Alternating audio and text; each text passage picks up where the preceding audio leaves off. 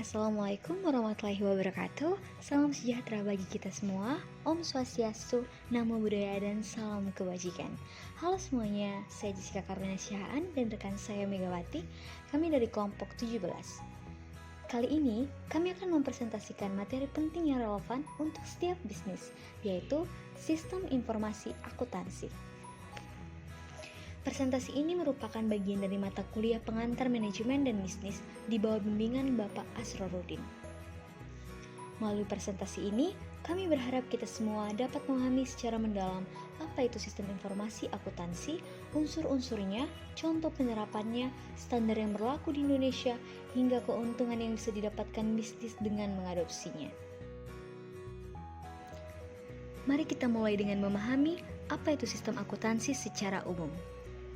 Sistem akuntansi adalah suatu ikhtisar atau rangkuman dari catatan transaksi keuangan. Catatan ini bisa berbentuk manual, artinya dicatat secara fisik atau terkomputerisasi menggunakan perangkat lunak khusus. Fungsi utamanya sangat krusial, yaitu untuk pencatatan transaksi, pengelompokan transaksi berdasarkan jenisnya, analisis data keuangan, dan yang paling penting, pelaporan informasi keuangan yang akurat dan relevan. Definisi ini menunjukkan bahwa sistem akuntansi bukan hanya sekedar mencatat angka, tetapi merupakan proses terstruktur yang mengubah data transaksi menjadi informasi yang bermanfaat.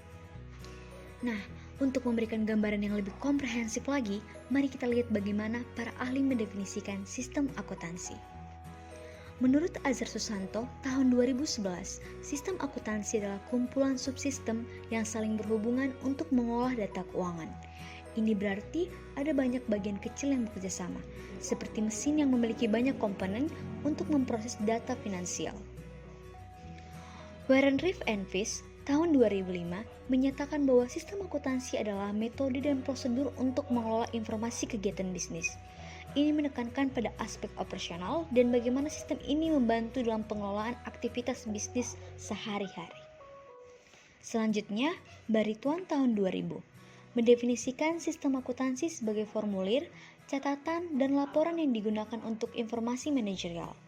Definisi ini menyoroti output dari sistem akuntansi, yaitu laporan dan catatan yang berguna bagi manajemen. Dan yang terakhir, Niswonger dan kawan-kawan tahun 1999 menyebutkan bahwa sistem akuntansi adalah metode untuk klasifikasi dan pelaporan operasi keuangan. Ini lebih fokus pada bagaimana transaksi dikategorikan dan disajikan dalam laporan. Nah, dari berbagai definisi ini, kita bisa melihat benang merahnya bahwa sistem akuntansi adalah sebuah kerangka kerja yang sistematis untuk mengumpulkan, memproses, dan menyajikan data keuangan menjadi informasi yang berarti. Setelah memahami definisinya, mari kita bedah unsur-unsur penting yang membentuk sebuah sistem akuntansi. Yang pertama adalah formulir. Fungsinya sangat mendasar, yaitu untuk merekam transaksi awal. Ini adalah bukti pertama bahwa sebuah transaksi terjadi. Contohnya, seperti faktur penjualan. Ini dibuat saat kita menjual barang. Lalu ada bukti kas masuk atau keluar. Ini dibuat saat kita bertransaksi menggunakan kas. Lalu ada juga nota pembelian. Ini dibuat ketika kita membeli sesuatu. Setelah formulir, data transaksi akan masuk ke jurnal. Jurnal berfungsi untuk mencatat dan mengelompokkan transaksi. Ada berbagai jenis jurnal, seperti jurnal penerimaan kas yang dibuat untuk mencatat uang kas yang masuk. Lalu ada jurnal pengeluaran kas yang dibuat untuk mencatat uang kas keluar. Lalu ada jurnal pembelian, jurnal penjualan yang dibuat untuk mencatat transaksi pembelian dan penjualan. Dan ada juga jurnal umum untuk transaksi yang tidak masuk kategori khusus. Dari jurnal, transaksi akan digolongkan ke dalam buku besar. Fungsinya adalah menggolongkan transaksi dalam akun-akun. Di sini setiap akun memiliki tempatnya sendiri, misalnya rekening kas, penjualan, pembelian, utang, dan piutang. Ini seperti perpustakaan besar di mana setiap buku atau akun memiliki kategori spesifiknya. Kemudian, ada buku pembantu. Ini berfungsi untuk merinci data akun tertentu dari buku besar. Misalnya, jika di buku besar ada akun piutang, di buku pembantu piutang akan ada detail siapa saja yang berutang kepada kita dan berapa jumlahnya. Begitu juga untuk buku pembantu utang atau persediaan. Terakhir, dan ini adalah output paling penting, yaitu laporan keuangan. Ini merupakan informasi akuntansi akhir. Laporan ini mencakup neraca yang menunjukkan posisi keuangan perusahaan pada suatu waktu. Lalu ada laporan laba rugi yang menampilkan kinerja keuangan selama periode tertentu. Lalu ada laporan perubahan ekuitas, laporan arus kas, dan laporan harga pokok penjualan. Lalu, di sini kita dapat melihat salah satu contoh dari unsur-unsur sistem akuntansi, yaitu jurnal umum. Di sini kita dapat melihat bahwa di jurnal umum ini tercatat ada laba ditahan sebesar 10 juta di debit dan ada hutang dividen di kredit sebesar 7 juta dan kasnya di kredit sebesar 3 juta. Untuk memudahkan pemahaman, mari kita lihat bagaimana unsur-unsur ini terintegrasi dalam alur singkat siklus akuntansi. Semua ini dimulai dari transaksi, yang kemudian direkam di formulir. Dari formulir, data dimasukkan ke dalam jurnal untuk pencatatan dan pengelompokan. Selanjutnya, informasi dari jurnal akan dipindahkan ke buku besar untuk penggolongan akun. Jika ada akun yang membutuhkan rincian lebih lanjut, akan ada buku pembantu.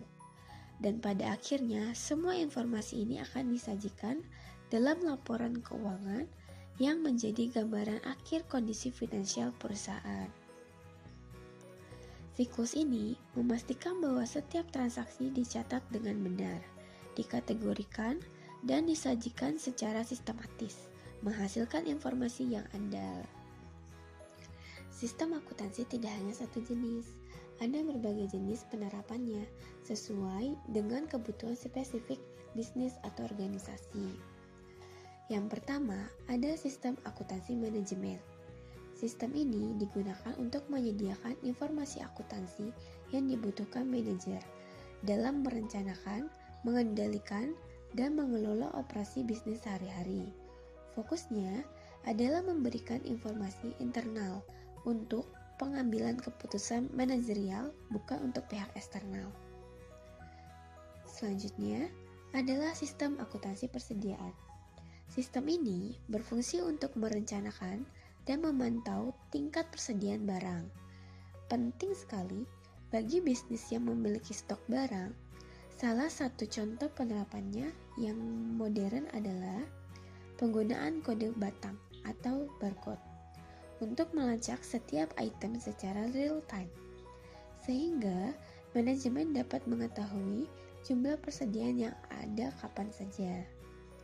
Terakhir, ada sistem akuntansi non-profit. Sistem ini diterapkan di organisasi nirlaba untuk melacak dana sumbangan sesuai tujuan penggunaannya. Berbeda dengan bisnis yang mencari laba, organisasi nirlaba perlu memastikan dana yang diterima digunakan sesuai amanah donor. Sistem ini juga menyajikan laporan transparan terkait donasi dari masing-masing donor, yang sangat penting untuk akuntabilitas dan kepercayaan publik.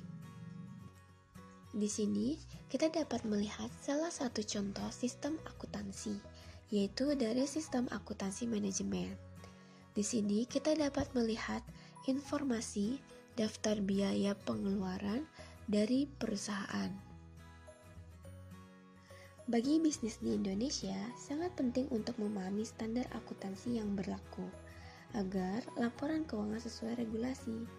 Yang pertama, ada PSAK IFRS. Ini adalah standar yang untuk perusahaan yang memiliki akuntabilitas publik, seperti perusahaan TBK yang tercatat di Bursa Saham. Standar ini mengatur pencatatan dan penyajian laporan keuangan secara komprehensif dan detail. Kedua, SAK ETAP, singkatan dari Standar Akuntansi Keuangan untuk entitas tanpa akuntabilitas publik. Standar ini untuk entitas tanpa akuntabilitas publik, seperti UMKM yang tidak terdaftar di bursa. SAK ETAP lebih sederhana dan cocok untuk UMKM non-syariah. Ini dirancang agar lebih mudah diterapkan oleh usaha kecil dan menengah. Yang ketiga adalah Standar Akuntansi Syariah atau yang bisa disingkat SAS. Standar ini digunakan untuk transaksi berbasis syariah. Misalnya, pada bank syariah atau lembaga keuangan syariah lainnya. SAS mengacu pada fatwa MUI untuk memastikan kepatuhan terhadap prinsip-prinsip syariah. Dan yang terakhir, SAK EMKM atau Standar Akuntansi Keuangan Entitas Mikro, Kecil, dan Menengah. Standar ini secara spesifik untuk entitas mikro, kecil, menengah, dan mengacu pada Undang-Undang Nomor 20 Tahun 2008 tentang UMKM.